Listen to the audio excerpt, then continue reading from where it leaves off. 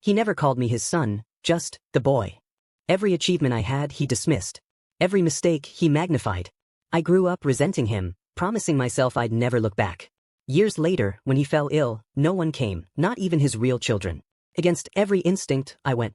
Seeing him frail, scared, and silent, I realized forgiveness isn't about who deserves it, it's about who needs it most. Hear this. They say blood is thicker than water, but nobody tells you what happens when the people who should love you treat you like a stain they can't wash out. For 17 years, I lived in a house where I was fed, clothed, and invisible. My stepfather never hit me. Never screamed. He did something worse. He erased me with silence, with cold indifference, with the systematic destruction of a child's hope that he might, one day, be enough. I spent half my life running from that man. But the day he called from a hospital bed, broken and alone, I did something I swore I'd never do. I answered.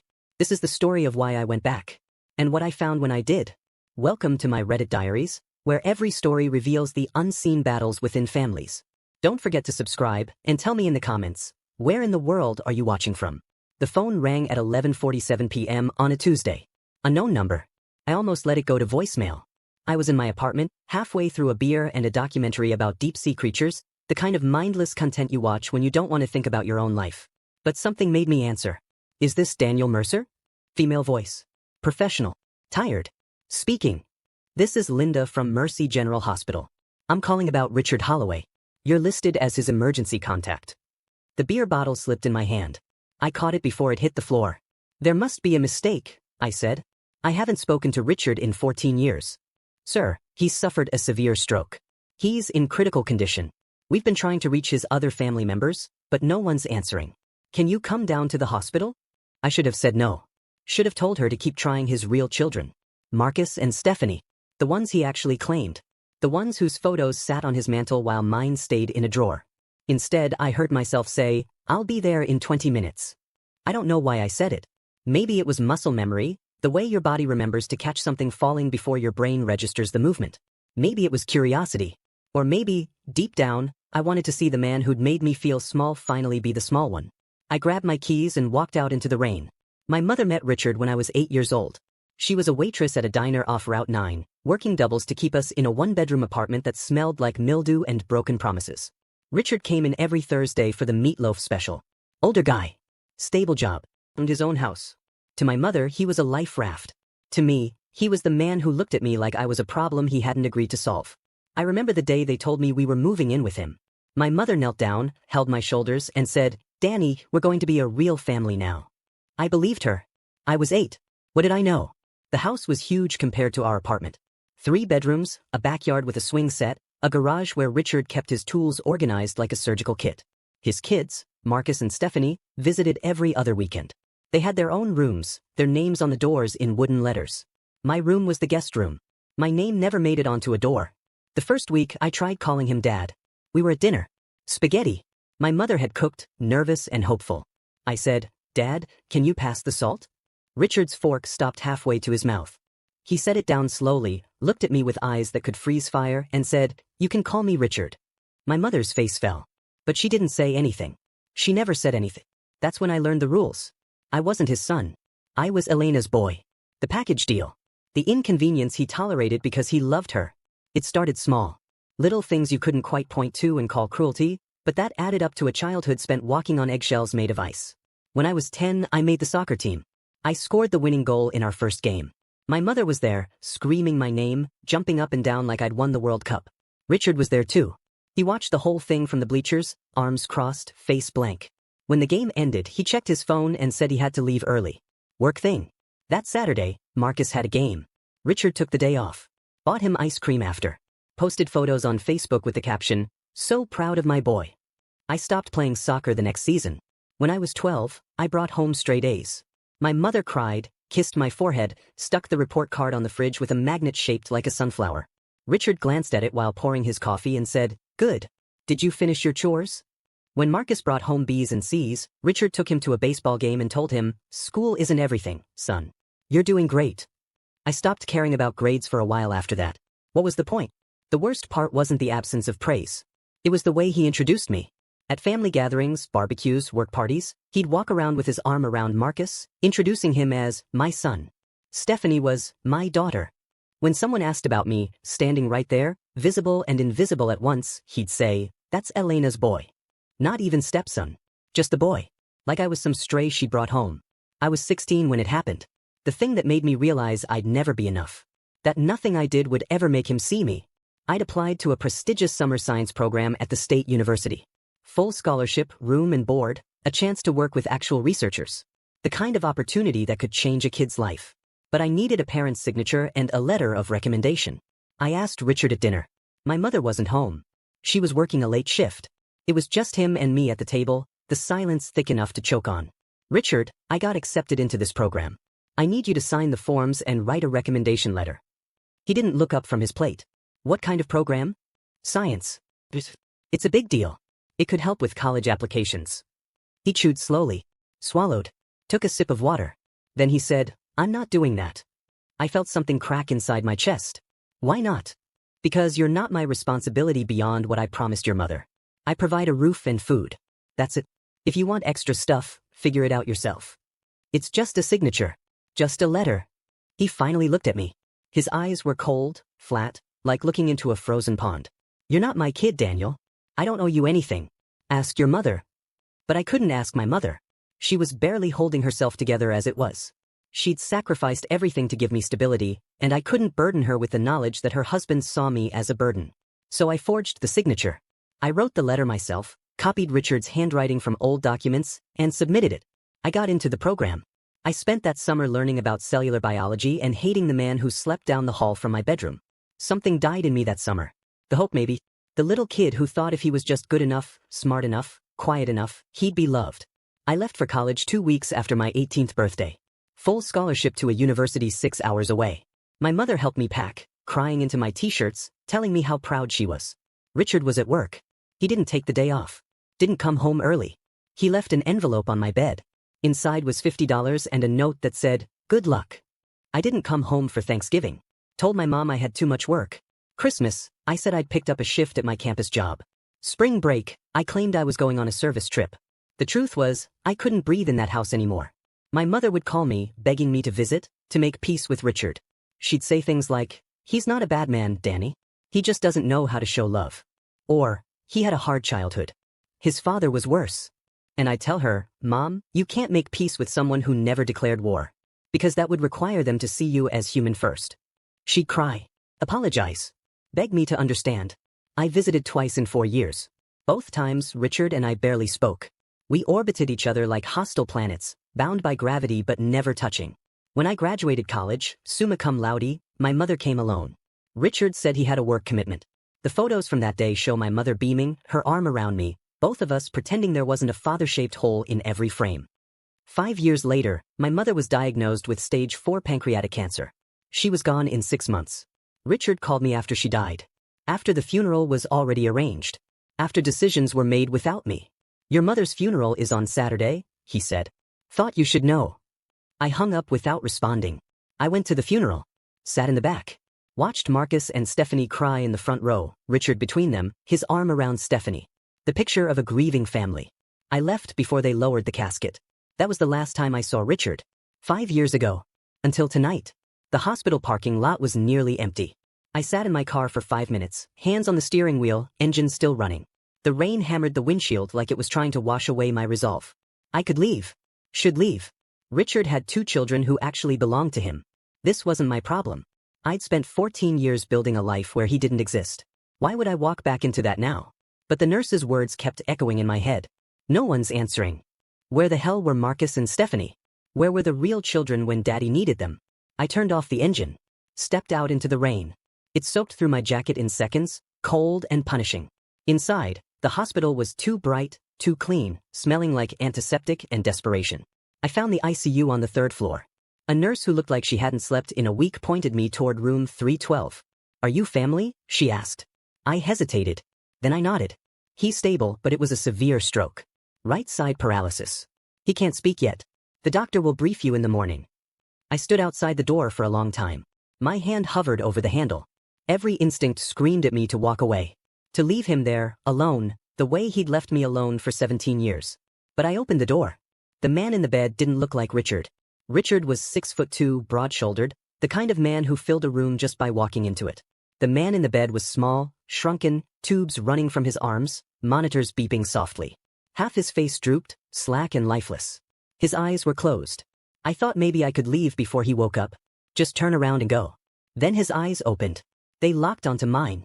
And I saw something I'd never seen before in Richard's eyes. Fear. Not anger. Not indifference. Fear. He tried to speak. His mouth moved, but no sound came out. His working hand reached toward me, trembling, desperate.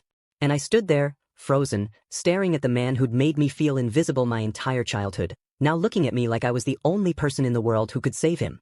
I don't know why I stayed. Maybe it was the memory of my mother begging me to forgive him. Maybe it was morbid curiosity. Or maybe I needed to see him weak, the way he'd made me feel weak. Either way, I pulled up a chair. Sat down. And for the first time in 14 years, Richard and I were in the same room, breathing the same air, trapped in the same terrible silence. Only this time, he needed me. And I had no idea what I was going to do about it. I spent the first night in that hospital chair convincing myself I'd leave in the morning. That someone else would show up. That this wasn't my responsibility. But morning came, and the only person who walked through that door was a doctor with tired eyes and a clipboard. "Mr. Holloway?" he said, looking at me. I didn't correct him. "Your father suffered a major ischemic stroke. Right hemisphere damage. We've stabilized him, but he's going to need extensive care. Physical therapy, speech therapy, round-the-clock monitoring for at least the next 6 to 8 weeks. Do you have other family members we should contact?" "He has 2 other children," I said. "Marcus and Stephanie." The doctor's expression shifted. Something between sympathy and exhaustion. "We've been trying to reach them for 3 days. No response." 3 days. Richard had been lying in this hospital bed for 3 days, and neither of his real children had bothered to answer the phone. "What happens if no one takes responsibility?" I asked. "He becomes a ward of the state. We'll transfer him to a long-term care facility. He'll get basic care, but..." The doctor trailed off. We both knew what that meant. Those places weren't where you went to get better. They were where you went to die slowly. "I need to make some calls," I said. The doctor nodded and left. I pulled out my phone and stared at the contacts I hadn't opened in years. Marcus Holloway. I pressed call. It rang 4 times before he picked up. "Yeah. Marcus, it's Daniel." Silence. Then, "What do you want?" "Your father had a stroke. He's in the hospital. Where are you?"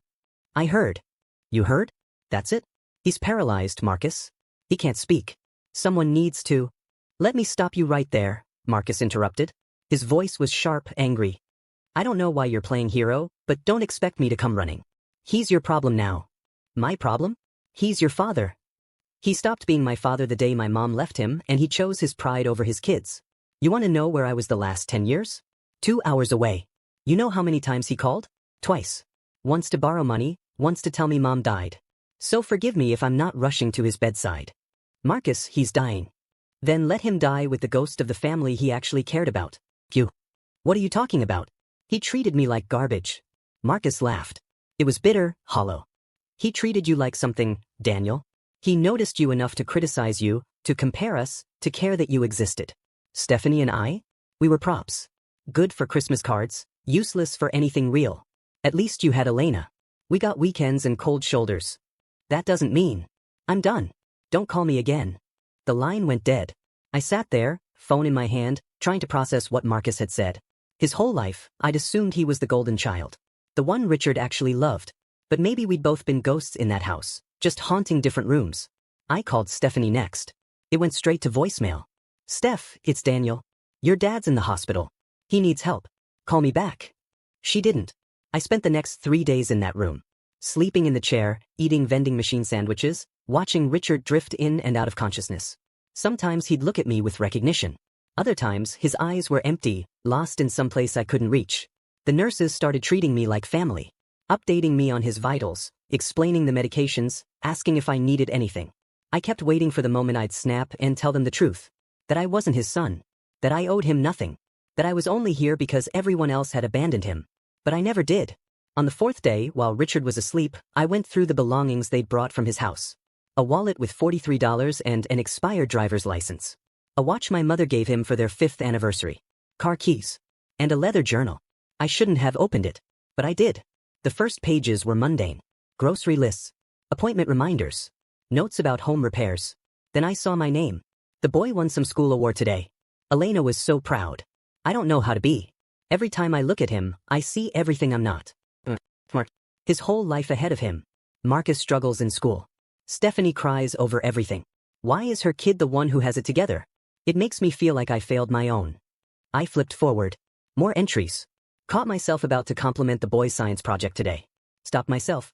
If I get attached, what happens when Elena leaves? Everyone leaves eventually. Better to keep my distance. Safer. My hands started shaking. He asked me why I hate him today. I don't hate him. I'm afraid of him. Afraid of caring about someone who isn't really mine. Afraid he'll leave and prove I was right not to invest. Afraid he's already better than I ever was. I kept reading, my throat tight, my eyes burning.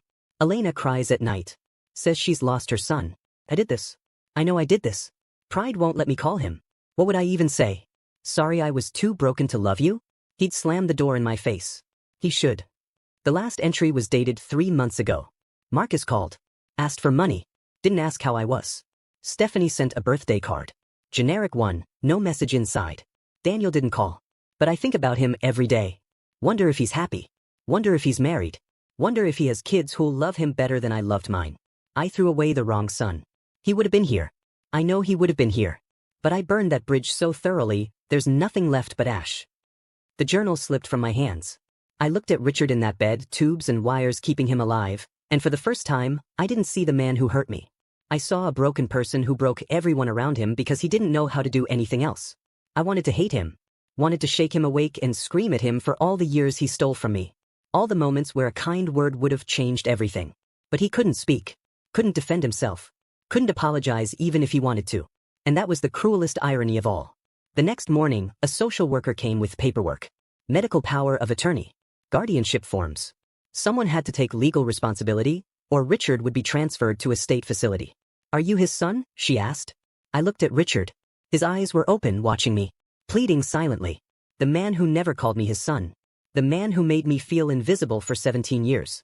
The man who was broken and scared and completely alone. I picked up the pen. Yes, I said. I'm his son. I signed the papers. All of them. Richard's working hand reached toward me. I took it. His grip was weak, trembling, but it held on like I was the only solid thing in his collapsing world. And maybe I was. I didn't do it because he deserved it. I did it because I needed to prove to myself that I was more than the pain he'd caused me.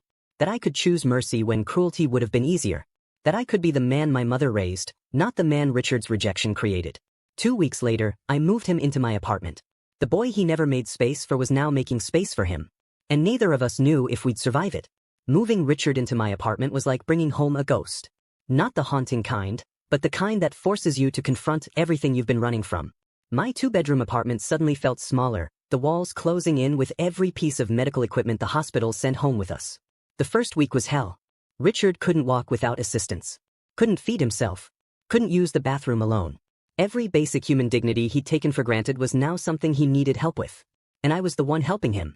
I'd wake up at 6 in the morning to help him out of bed. Guide him to the bathroom. Hold his arm while he struggled with tasks a child could do. Make him breakfast he could barely swallow because the stroke had damaged his ability to coordinate his throat muscles. Then came the medications. 8 different pills at specific times. Physical therapy exercises that left him exhausted and frustrated. Some nights, I'd stand in the shower and let the water run over me, wondering what the hell I was doing. This man had spent 17 years making me feel worthless, and here I was, washing his clothes, cutting his food into small pieces, watching him struggle to lift a spoon. But something was shifting. In the quiet moments between the struggle, I'd catch him watching me. Not with the cold indifference I remembered, but with something else. Gratitude maybe, or shame, or both.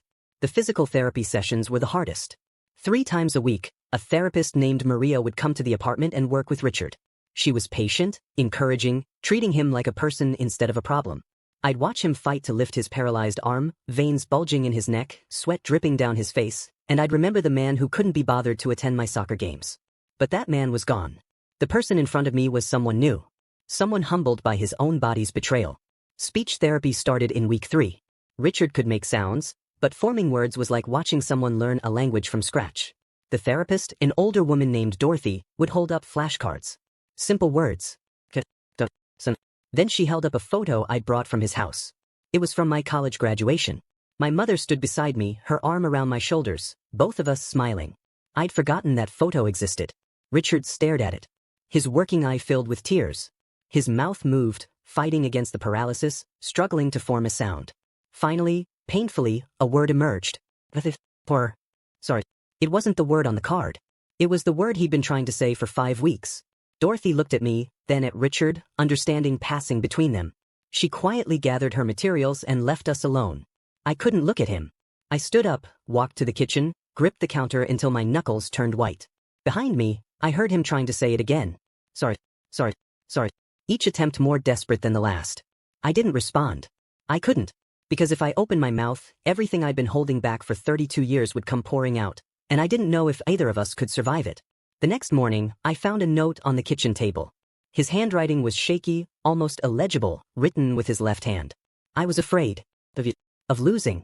Of being less. You were everything I wasn't. I killed what I should have protected. Forgive me. Please. I sat at that table for an hour, staring at those words. Part of me wanted to crumple the note and throw it away. To tell him that sorry wasn't enough.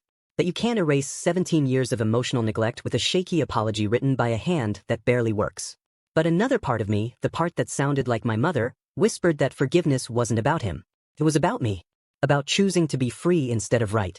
By week 8, Richard's speech was returning. Slow, slurred, but intelligible. We'd sit at dinner, the silence between us now filled with the possibility of words instead of the certainty of nothing. One evening, I made scrambled eggs.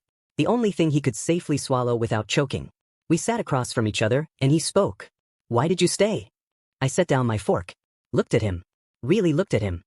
I don't know. I'm still angry with you. But you should be. Mom begged me to forgive you before she died. I told her I couldn't. That you didn't deserve it. I don't. No, you don't. But I'm not doing this for you. I'm doing it because this is who I choose to be. Not the bitter kid you created.